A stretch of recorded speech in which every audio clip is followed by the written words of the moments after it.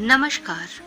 आज हम सब राम लक्ष्मण परशुराम संवाद के भाग 6 में छठे पद की व्याख्या करेंगे।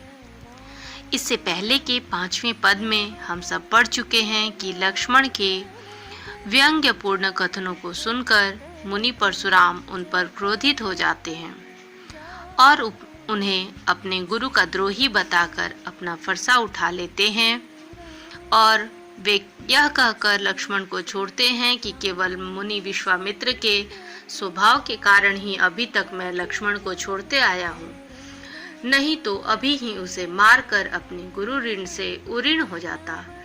उनकी बातों को सुनकर विश्वामित्र जी मन ही मन हंसते हैं और सोचते हैं कि परशुराम मुनि अभी भी राम लक्ष्मण को एक साधारण क्षत्रिय ही समझ रहे हैं।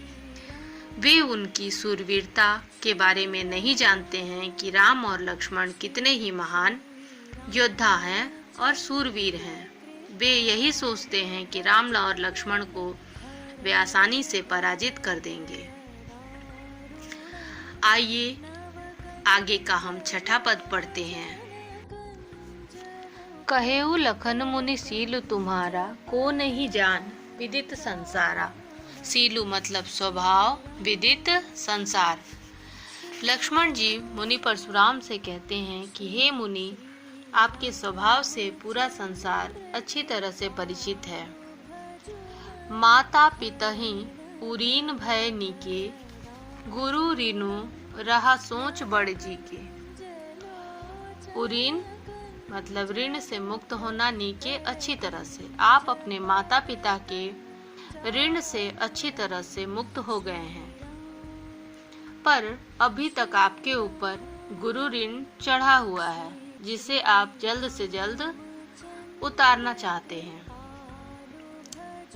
सो जनु हमरे ही माथे काढ़ा, इसीलिए वह काढ़ा मतलब निकालना, इसी कारण आप मेरा वध करने पर तुले हुए हैं। जो गुरु ऋण है मेरे ही मत्थे निकालना चाहते हैं, मेरे ही ऊपर काढ़ना चाहते हैं, निकालना चाहते हैं। दिन चली गए ब्याज बड़ बाढ़ा, बहुत दिन हो गए हैं और जिसका ब्याज भी बहुत बढ़ गया होगा। ऋण जैसे ऋण का ब्याज बढ़ता है, उसी तरह जो गुरु का ऋण है उसका भी ब्याज बहुत बढ़ गया होगा।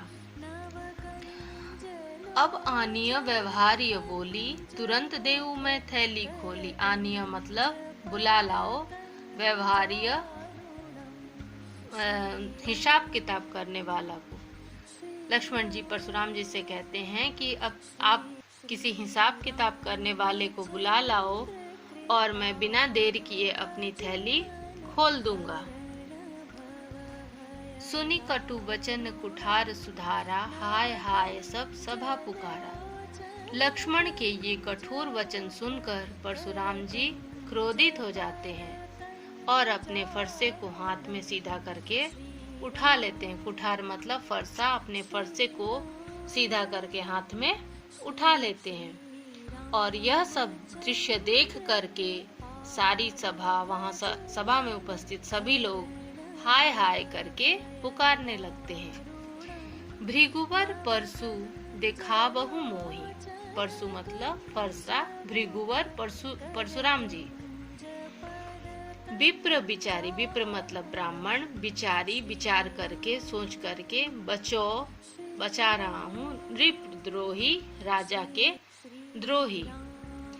आगे लक्ष्मण जी परशुराम जी से कहते हैं कि हे परशुराम जी, आप मुझे बार बार फरसा दिखा रहे हैं और मैं आपको विप्र यानी ब्राह्मण समझ करके मैं आपको छोड़ रहा हूँ। ये हे राजाओं के द्रोही, मैं आपको ब्राह्मण समझ के आपके साथ युद्ध नहीं कर रहा हूँ, आपको छोड़ रहा हूँ। आप मुझे बार बार फरसा दिखा रहे हैं। मिले न कबहू सुभट रणगाढ़े, सुभट मतलब वीर योद्धा, रणगाढ़े रण में, रणभूमि में, द्विज देवता घर ही के बाढ़े। आगे लक्ष्मण कहते हैं कि ऐसा लगता है कि आपको युद्ध भूमि में कभी भी पराक्रमी योद्धा नहीं मिले हैं, इसलिए आप अपने आप को ही बहुत सूरवीर समझ रहे हैं? आप सूरवीर अपने घर के ही हैं। आपको लगता है कि आपको युद्ध भूमि में कोई भी वीर योद्धा नहीं मिला है। अनुचित कह सब लोग पुकारे, रघुपति सै नहीं लखनऊ निवारे। लक्ष्मण की इन सब बातों को सुन करके सब लोग अनुचित अनुचित कह करके पुकारने लगते हैं। रघुपति यानी श्री राम सै नहीं आंखों के इशारे से निवारे मना कर दिया। श्री राम ने अपने आंखों के इशारे से लक्ष्मण को मना कर दिया या मना कर रहे हैं। लखन उत्तर आहुति सरिस भृगुवर कोपु कृसानु।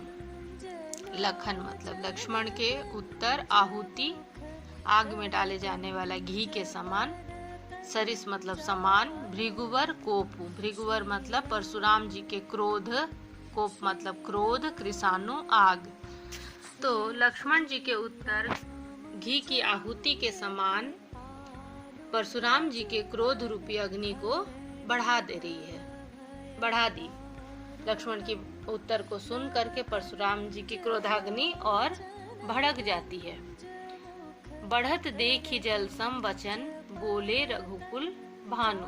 और परशुराम जी की क्रोध रूपी अग्नि को बढ़ते हुए देख करके, क्रोधित होता हुआ देख करके श्री राम जी अपने शीतल वचनों से उनकी क्रोधाग्नि को शांत करते हैं। आशा है आप लोगों को यह छठा पद अच्छी तरह से समझ में आ गया होगा। धन्यवाद।